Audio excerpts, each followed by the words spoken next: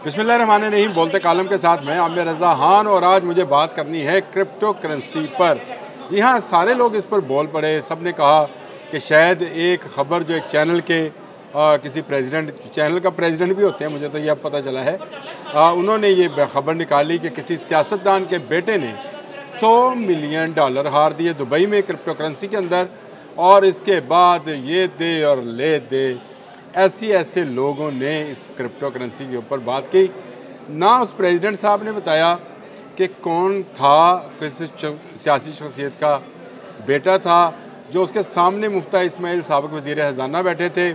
उन्होंने भी हाँ में हाँ ज़रूर मिलाई, बताया उन्होंने भी नहीं। और उसके बाद जो मेरे जैसे जुगादरी आ गए सामने मार्केट में और यूट्यूब पर, फेसबुक पर, एक्स पर, इंस्टा पर बोलते सब गए, लेकिन किसी ने उस शख्सियत का नाम नहीं बताया जिसके बेटे ने $100 मिलियन।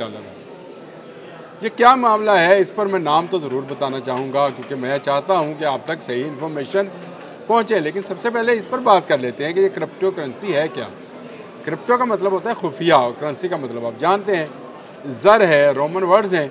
और इसके तहत एक खुफिया अकाउंट के ज़रिए ये क्रिप्टो करेंसी बनती है। आज तक ये पता नहीं है कि ये कौन बनाता है, कौन चलाता है और उसको कैसे डिसेंट्रलाइज किया जाता है। मुख्तलिफ ममालिक में इसकी माइनिंग की जाती है। और माइनिंग कैसे होती है, उसके लिए बेपनाह बिजली दरकार होती है, बेपनाह सुपर कंप्यूटर दरकार होते हैं जो मुख्तलिफ वर्ड्स के मुख्तलिफ सॉल्यूशंस निकाल कर इसकी माइनिंग करते हैं। और एक नया कोई बिटकॉइन या उसको जो भी आप करेंसी क्रिप्टो करेंसी है उसको पैदा कर लिया जाता है और उससे कमाई की जाती है। अच्छा, ये सारा कुछ वर्चुअली है, ये कोई फ़िज़िकल चीज़ नहीं है। जिस तरह से डॉलर है, रुपी है, दिनार है, रियाल है, येन है, युआन है, ये करेंसीज़ हैं। ये करेंसी नहीं है, ये डिजिटली काम करती है। और इसी काम के नतीजे में लोगों के पास मिलियन बिलियंस डॉलर्स आते, मिलियन बिलियंस कोइंस आते भी हैं और मिलियन बिलियंस भी ख़रीदारी और फ़रोख्त की भी की जाती है। आहिस्ता आहिस्ता पाकिस्तान गवर्नमेंट भी इसकी तरफ जा रही है।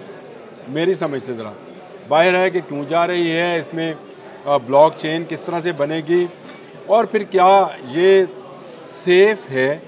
इस तरह की जो माइनिंग है या इस तरह के बिटकॉइंस बनाने का जो काम है और फिर उसमें इन्वेस्टमेंट का काम है कि या क्या ये पूरी तरह महफूज समझा जाता है। दुनिया में इसको महफूज नहीं समझा जा रहा।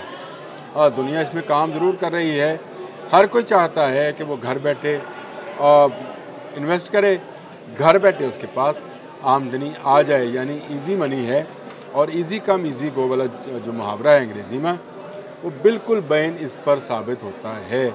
क्योंकि मैंने जब इस पर रिसर्च की तो मुझे बहुत सारी चीज़ों का इल्म हुआ जो मुझे इससे पहले नहीं था। मैंने उनसे पूछा कि ये बिटकॉइन जो है ये कैसे बना। 2009 में एक अननोन आदमी था जिसने बिटकॉइन की जो है बुनियाद रखी। उसका नाम था सतोशी नाकामोतो, जापानी आदमी था, कोई जानता नहीं है। आप इसकी ये सतोशी नाकामोतो जो भी है, इसकी आप तस्वीर लेना चाहें तो आपको इसकी तस्वीर नहीं मिलेगी। ये कंपनी थी, आदमी है कौन नहीं है, नोबडी नोज़। और उसके बाद ये एक टेक्नोलॉजी चल पड़ी और उसके बाद लोग जो हैं धड़ाधड़ इसमें इन्वेस्टमेंट करने लगे। ये चंद हज़ार से शुरू होने वाला काम जो है ये लाखों करोड़ों डॉलर्स में चला गया। और बहुत सारी कंपनीज जो हैं और बहुत सारे कॉइन्स जो हैं वो इसमें इन्वॉल्व होते गए। सबसे पहली मैंने आपको बता दिया बिटकॉइन था, उसके बाद इसमें और भी डॉज क्वीन आ गया, फिर लेटी क्वीन आ गया, लाइट क्वीन आ गया, यानी सो मैनी नेम्स हैं जो कि आते रहे, बनते रहे और निकलते रहे। इसमें बहुत सारे फ्रॉड भी हुए। यानी इसमें 2014 में एक फ़्रॉड हुआ $460 मिलियन का।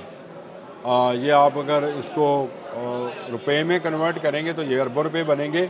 100 मिलियन के लोगों ने निकाल लिए कि 3.5 अरब बनते हैं, तो $460 मिलियन के कितने अरब बनेंगे, ये 2014 के साथ इसको ज़रा कंपैरिजन कर लीजिएगा। इसके बाद बिटकॉइन चोरी हुई। ये इस वक्त की सबसे बड़ी चोरी है क्योंकि 50 बिलियन से ज़्यादा की रकम चोरी हो चुकी है बिटकॉइन से, क्योंकि क्रिप्टो करेंसी है। फिर 2017 में 4 बिलियन का फ्रॉड हुआ वन कोइन के नाम पर, और वेंद्राज ग्रुप था जिसने ये बनाया था।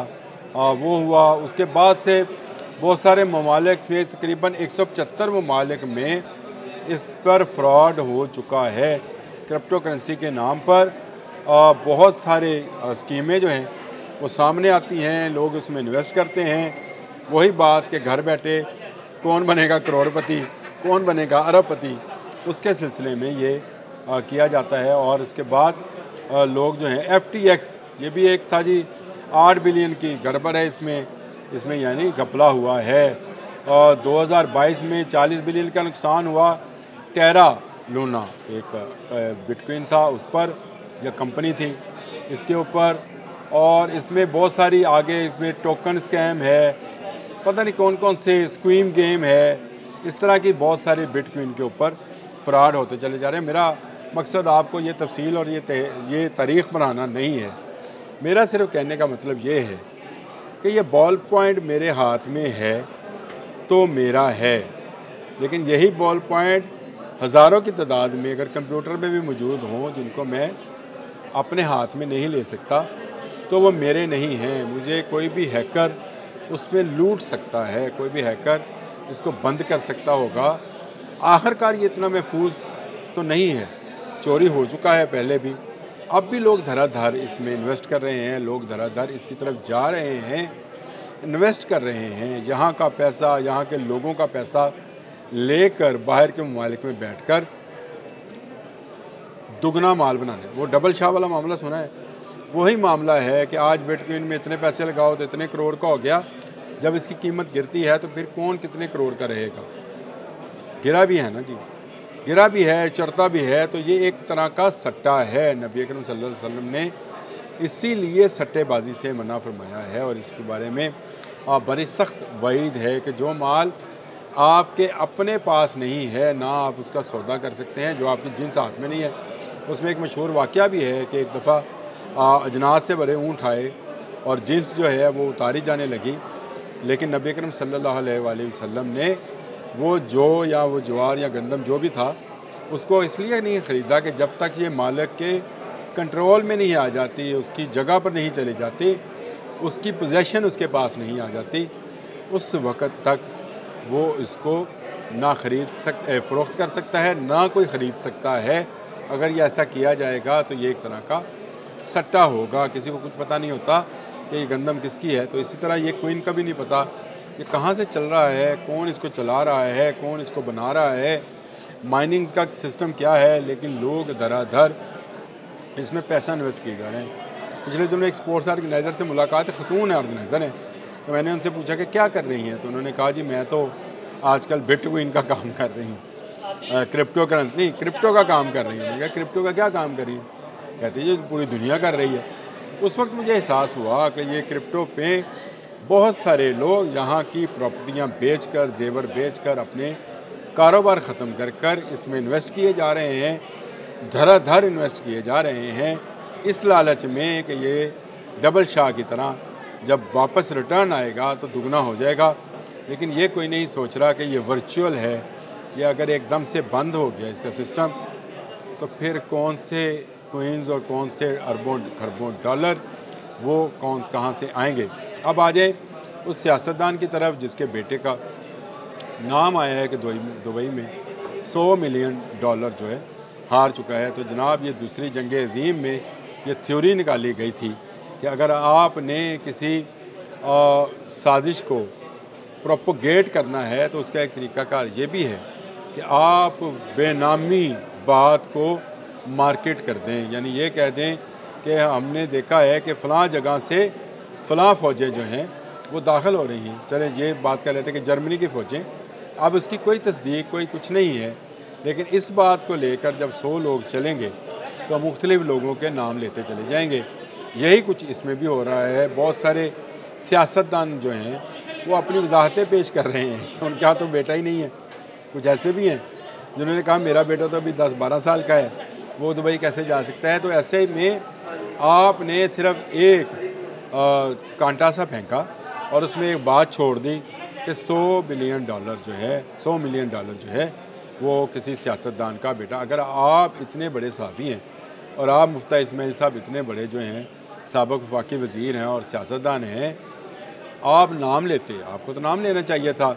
जहाँ पर कत्ल के मामले में सियासतदानों का नाम लिया जाता रहा, जहाँ पर 9 मई में सियासतदानों का नाम आया, यहाँ पर सियासतदानों पर जहाज़ अगवा करने के इल्ज़ाम लगे, तो मुझे बताएं, अगर $100 मिलियन किसी के बच्चे ने हारे हैं तो उसका नाम लेने में आपको क्या जाता है? भाईजान, ये सट्टा है, खुदारा इस सट्टे से दूर रहें। मेरा काम आपको समझाना है, मेरा काम आपका हाथ पकड़कर इससे बचाना हरगिज़ नहीं है। आप बच सकते हैं, ज़रूर बच जाएं, लेकिन क्रिप्टो करेंसी का कारोबार, क्रिप्टो करेंसी का सट्टा आपको ले दे जाएगा, यानी आपकी हार ही हार है, जीतेगा कंप्यूटर ही। अब तक के लिए इतना ही। अल्लाह हाफ़िज़।